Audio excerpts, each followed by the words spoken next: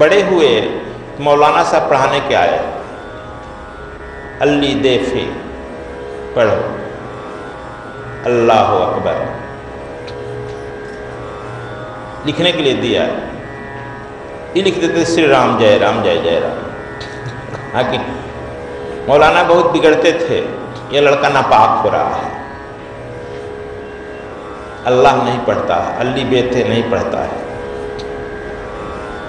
राम लिखता है, श्री राम लिखता है। बचपन से ही इनके साथ घटनाएं घटने लगी, क्रांतिकारी घटनाएं। दूध पीने के लिए माँ का दूध सुनते हैं कि नहीं पिए,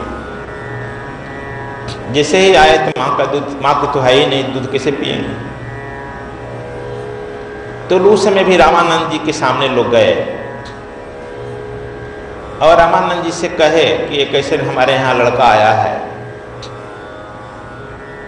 तो रामानंद जी का शिष्य अष्टानंद जी, जो रामानंद जी के बाद गद्दी पर बैठा, अष्टानंद जी अगर गुरु जी से कह दिए थे कि लहरतारा के हम वहाँ पर बैठकर ध्यान कर रहे थे रात्रि में 12 बजे, पूर्णिमा को रात्रि थी, एक आकाश से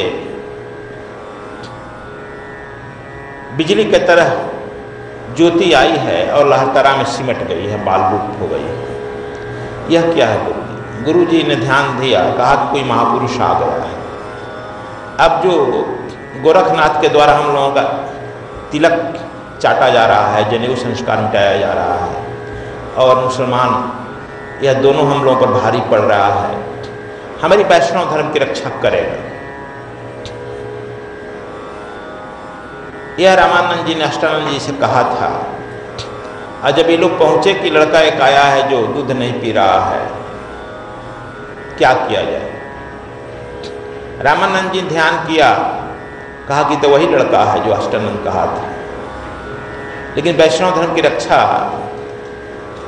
कैसे करेगा? ये तो मुसलमान घर चला गया। फिर उन्होंने कहा कि एक काम करो, एक 6 महीना की बच्चिया ले जाओ और उस लड़के के सामने खड़ा कर देना। उस बाछी से दूध यदि अपने आप गिरने लगे लड़के के मुंह में, तो हम समझ रहे हैं कि वह लड़का समर्थ है, अवतारी है, और उसी से उसका पालन पोषण होगा। कहा कि सरकार हम लोग मुसलमान हैं, गाय रखेंगे, बकरी नहीं कहिए, बकरी का दूध पिला देते। बकरी का दूध नहीं पिएगा ये लड़का। ये लड़का जो हम देख रहे हैं, गाय ले जाओ देखो, नहीं पिएगा तब बकरी ले जाना। गुरु उपाय ही बताता है ना। वो लोग अपना आए काशी में, भोजे, एक पंडित जी से कहे तो बच्चिया वो दे दिया। कहा कि 6 महीने के बच्चे दूध दे गिरे पागल। लोग ले गया बाछी, बकरी भी ले गया। बाछी जब वहाँ ले गया नज़दीक, तो अपने वह जाकर खड़ी हो गई जहाँ कबीर साहब पालना में थे, और अब बाछी से मुंह दूध गिरने लगा, और उसी दूध को वह पी करके पालन पोषण उनका हुआ।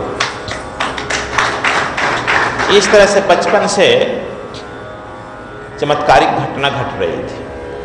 वेश्याओं का मोहल्ला, कसाईयों का मोहल्ला, सब नकारात्मक शक्तियां आई थी। नकारात्मक शक्तियों में जन्मना बुद्ध ही पुरुष सफल हो सकेगा। जन्मना बुद्ध ही जो रहेगा, उस पर उसका संसार का दोष नहीं पड़ेगा। जैसे चंदन विष व्यापत नहीं, लिपट रहत भुजंग, नहीं तो कर्मना पर वह संसार का दोष आ ही जाएगा। जैसे हमने अजामिल की कथा बताया है, या हम लोग अपने दैनिक जीवन में भी देखते हैं अपने बच्चों के साथ। तो यह जन्मना बुद्ध पुरुष जो होता है,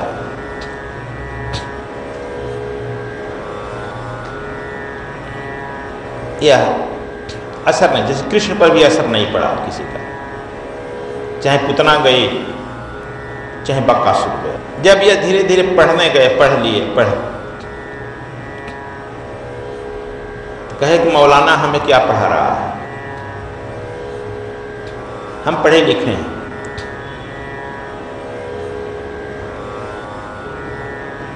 और मौलाना से कहे कंकड़ पत्थर चुन के मस्जिद दिया बनाए, तापर मुल्ला बांग दे बहरा हुआ खुदा है। कि कहा कि लड़का ये तभी बचपने से हमारे खिलाफ बोलने लगा, तुम्हारा यदि खुदा बहरा हो गया है, नहीं सुनता है, तो आजकल ऑपरेशन भी हो रहा है, करा लो। मुसलमानों के मोहल्ला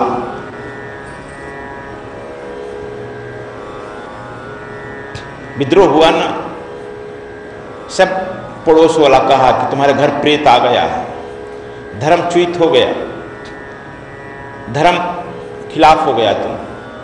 ऐसा लड़का जो मस्जिद के खिलाफ बोलता है, अल्लाह के खिलाफ बोलता है।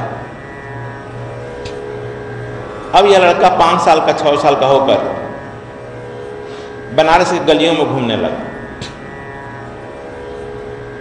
कोई फखरू काका कान पकड़ते, फखरू काका कहते क्या रे तुम मस्जिद के खिलाफ बोल रहा है। यह लड़का कहता है चिट्टी के पग में घुघुर बजता है, वह भी खुदा सुनता है। खुदा कह दिया।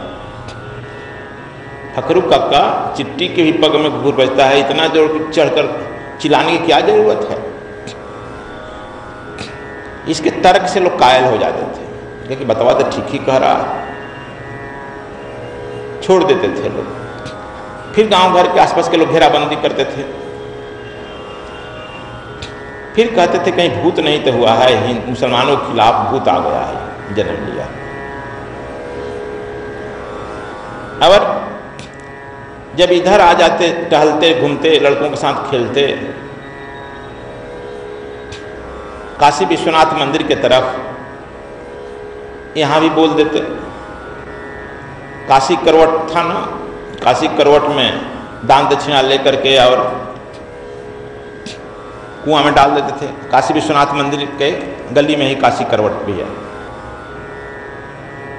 वहाँ पर भी बोलते हिंदुओं से, राम काका से बोलते थे, राम काका हाँ, तिलभर मछली खाए के कोट गऊ कर दान, काशी करवट ले मरे तो भी नरक निदान। गजब लड़का है यार, तो हिंदुओं के खिलाफ भी कहता है, शंकर जी के भी खिलाफ बोलने लगा। यह जहां अवसर पाता बोल देता लड़का। तब लोगों ने इसको कहा कि तुम्हारा गुरु कोई है? जब गुरु नहीं किया है, निगुड़ा है, तुम्हारे मुंह से जो बात सुना जाएगा वह जो है बात, निगुड़ा का मुंह से बात सुना अशुद्ध होता है। कहा कि हम किसको गुरु करें? बहुत लोग जो हैं मुसलमान फकीरों का नाम बताए, तो फकीर है, मुसलमान फकीर फलाना फलाना। एक शेख तकी भी फकीर थे, शेख तकी का आता है, उनके यहाँ चाहो शिक्षा दीक्षा ले लो। और कुछ मुसलमान साहित्यकार शेख तकी से दीक्षा लेने की बात करते हैं, लेकिन ऐसा और जगह में साहित्यों में नहीं मिलता है। बाद में तो मिलता है शेख तकी को इन्होंने शिष्य बनाया। इन्होंने कहा कि नहीं, इनके मन में आया, वहाँ तो आया है कि नहीं, आकाशवाणी हुई कि समय के गुरु रामानंद हैं, जगत गुरु रामानंद हैं, इन्हीं से दीक्षा लो। लेकिन फिर लोगों ने कहा कि वो विशुद्ध ब्राह्मण हैं और ब्राह्मण छोड़कर दूसरे को दीक्षा नहीं देंगे, वो मियाँ को देंगे। कभी देखो, जहां तुम्हारा राह है, वहां जहां तुम्हारा लक्ष्य राह मिल जाएगा, जा पर जाकर सत्य स्नेह हो, सोचता मिले ही नहीं कुछ संदेह, यह होगा। इसलिए बहुत कबीर सोच विचार किए क्या करें। एक 5 साल का बच्चा पता लगाया रामानंद जी के बारे में, दीक्षा तब उन्हीं से लेंगे। वही मंत्र है, वही नाम है, तू समय के सदगुरु से लेता है, सिद्ध से लेता है, तो वह मन तुम सिद्ध हो जाता है। वही तुम लेता है गुरु पटवारों से, कोई काम नहीं करता है। वही दवा, वही पानी कोई सिद्ध आदमी दे देता है तो वह पानी दवा बन जाता है। सीक्रेट साइंस से तुम चार्ज करके दे देता है तो दवा पानी दवा बन जाती है ना। और जब किसी असिद्ध आदमी से सिद्ध दवा भी दिया जाएगा तो वह पानी बन जाता है। वह तुम्हारे हाथ पर निर्भर करता है, तुम्हारा हाथ क्या है। इसलिए कबीर ऐसा व्यक्ति गुरु के लिए रामानंद जी को ही चुना। रामानंद जी सुबह ब्रह्म मुहूर्त में 4 बजे स्नान करने जाते हैं। ब्रह्म मुहूर्त का काल जो है 4:30 से 6 का ही समय है, 1.5 घंटा। 4:30 से 6 का समय ब्रह्म मुहूर्त रहता है। इसलिए हम लोग कहते हैं कि 3:30 बजे जग जाओ, का स्नान करके हर हालत में 4 बजे पूजा पर बैठ जाओ कि तुम्हारा ब्रह्म मुहूर्त में सब काम हो जाए। उस ब्रह्म मुहूर्त में नानक भी कहा कि अमृत छक पी, ब्रह्म बेला में अमृत छक के पियो। उन्होंने कहा कि ब्रह्म मेला में अमृत बरसता है, छको पियो। आज वैज्ञानिक कहते हैं कि ब्रह्म मेला में ऑक्सीजन की मात्रा बढ़ जाती है, और ब्रह्म मेला में इसलिए तुमको ज्यादा नींद लगता है। ऑक्सीजन ज़्यादा बढ़ जाएगा, कंफर्टेबल होगा, रात भर जगेगा, ब्रह्म बेला में नींद जरूर आ जाएगी, मन आलसा हो जाएगा। इसीलिए जोगी लोग कहते हैं कि नहीं, ब्रह्म बेला में 3 बजे जगो। विश्व में जितने एक्सीडेंट होते हैं इसी बेला में होता है। इसलिए कि इस बेला में जो गाड़ी चलाते हैं ऑक्सीजन बढ़ता है, वो छपा ही लेते हैं। इसलिए 4:30 से 6 के बीच, 6:30 के बीच ही यह विश्व का आंकड़ा है कि सबसे ज़्यादा एक्सीडेंट होते हैं। हम भी यात्रा इसी समय शुरू करते हैं बद्रीनाथ के लिए। ब्रह्म मेला 3 बजे ही शुरू कर देते हैं, 2 बजे 3 बजे शुरू कर देते हैं। साथ ही जो चलता है हम कहते हैं कि देखना है रास्ते में बहुत एक्सीडेंट हुआ होगा, तुम बच कर चलना। ये ब्रह्म मेला में ही होता है, देखा भी गया है। कबीर साहब उस ब्रह्म मेला में पहले ही 12 बजे रात में चले। आप सोच सकते 5 वर्ष का लड़का कितना हिम्मत वाला है। अब सुने कि रामानंद जी पंचगंगा घाट पर रहते हैं और पंचगंगा घाट से सीढ़ियों पर उतरते हैं स्नान करने के लिए। और उस रात में भी कोई देखे नहीं, दोनों ओर से पर्दा लगाया जाता है। शिष्य लोग उस पर्दे के बीच जाते हैं, स्नान करके लौटते हैं। रामानंद जी जीवंत ब्रह्म परमात्मा का प्रतीक माने हैं गंगा, गाय, गायत्री, गुरु। रामानंद जी की मान्यता में ये जीवंत ब्रह्म स्वरूप है। इसलिए उन्होंने गंगा का ही में स्नान, गंगा का जल ही पीते थे। गंगा जी में वे स्नान करने के लिए सीढ़ियों पर उतर रहे थे, तब तक से एक सीढ़ी पर सोया बच्चा पर इनका पैर पड़ा। देखो दीक्षा कहते हैं कैसे होगा।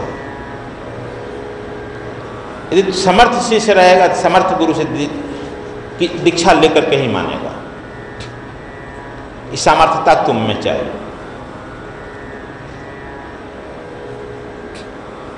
अब जब पैर पड़ा तो उन्होंने हड़बड़ा करके, लड़का रोया, इनका खड़ाऊ भी फिसला। तुरंत लड़के को अपने उठाकर गोद में हड़बड़ा कर उठा लिए। कहा बेटा रो मत, राम राम कह। लड़का बोला गुरुजी राम राम कहें? हाँ बेटा राम राम कह। रोना चुप कर दिया। छाती में उनका पैर वृद्ध महात्मा के तो लगेगा ना, बड़ा भारी भी रहे हैं, और महंत लोग पूरा खाते होते हैं, इसलिए पूरा शरीर भी भारी होता है। दवाया नहीं, कहा कि राम राम। तो गुरुजी राम राम कहें, देखो हमारे बाबा की तरह शरीर होगा ना, इनसे मोटा था जा।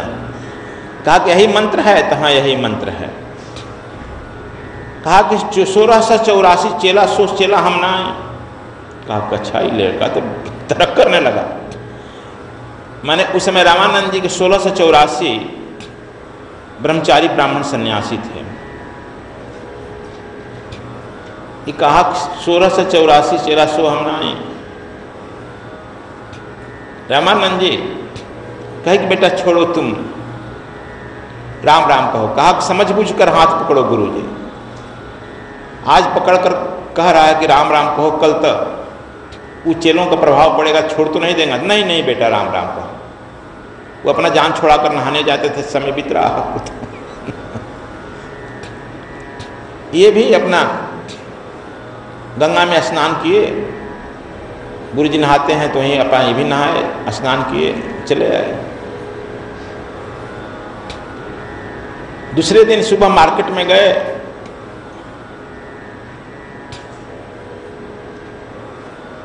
और विश्वनाथ गली में तुलसी का माला मिलता है ना, तुलसी का बड़ा माला,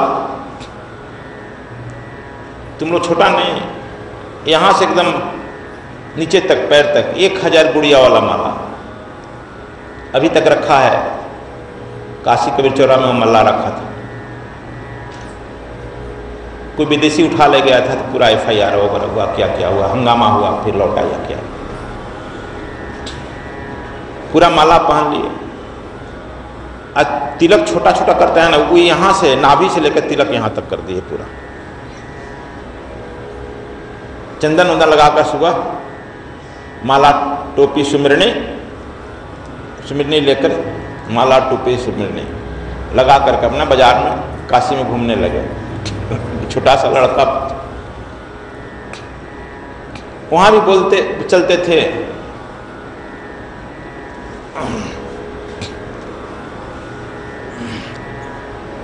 अंतर्जोत शब्द के नारी ताके हरि ब्रह्मा त्रिपुरारी ते त्रिया के भद्रलिंग अंता।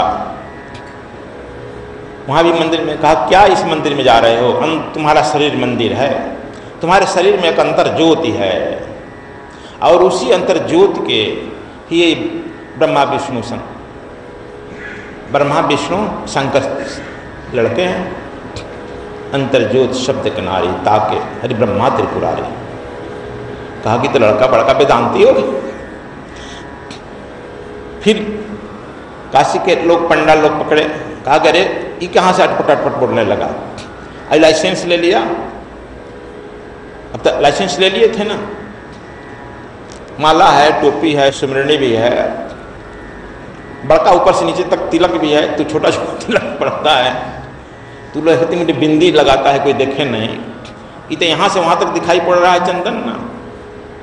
कहा कि कहाँ से, कौन तुम्हारा गुरु मिल गया है बड़ा, पूरा देह में नीचे से नाभि के नीचे से लेकर के ऊपर तक चंदन मारा। कहा कि नाभि के नीचे से मेरा चंदन है। कहाँ है? तो तब उन्होंने कहा कि अष्टदल कम्मल सूझे जोगी आप में बूझे। अष्टदल कम्मल चक्कर जोगी भी, अष्टदल कमल सप्रहम मूलाधार से लेकर सहस्त्रधार तक चक्कर है ना, वहां तक हम तिलक सब चक्रों से करते हैं। जोगी आप में बूझे। तुम लोग कहाँ बूझ रहे हो? कहा कि तो लड़का बड़ा खुरफाती हो गया यार, ये जोगियों को भी चुनौती दे रहा है, वैष्णवों को भी कह रहा है। सद्गुरु स्वामी कृष्णायन जी महाराज का उत्तर प्रदेश कार्यक्रम दिनांक 23 मई 2015 से 25 मई 2015 तक सद्गुरु धाम आश्रम बरईपुर में सद्गुरु आत्मदास जी का निर्वाण दिवस कार्यक्रम आयोजित किया जा रहा है। दिनांक 23, 24 और 25 मई को दिव्य गुप्त विज्ञान की कक्षा आयोजित की जाएगी। दिनांक 25 मई 2015 को प्रातः 7 बजे ब्रह्म दीक्षा का कार्यक्रम संपन्न होगा। अधिक जानकारी हेतु संपर्क करें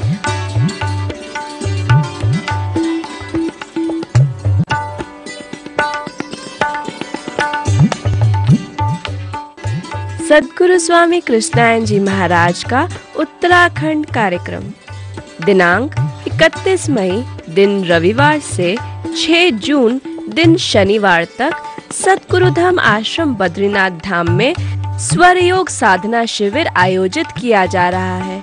इस साधना शिविर में सम्मिलित होने के लिए निबंधन पूर्व में ही अनिवार्य है। निबंधन की अंतिम तिथि 21 मई 2015। अधिक जानकारी के लिए संपर्क करें आचार्य पूनम अग्रवाल 09968430203।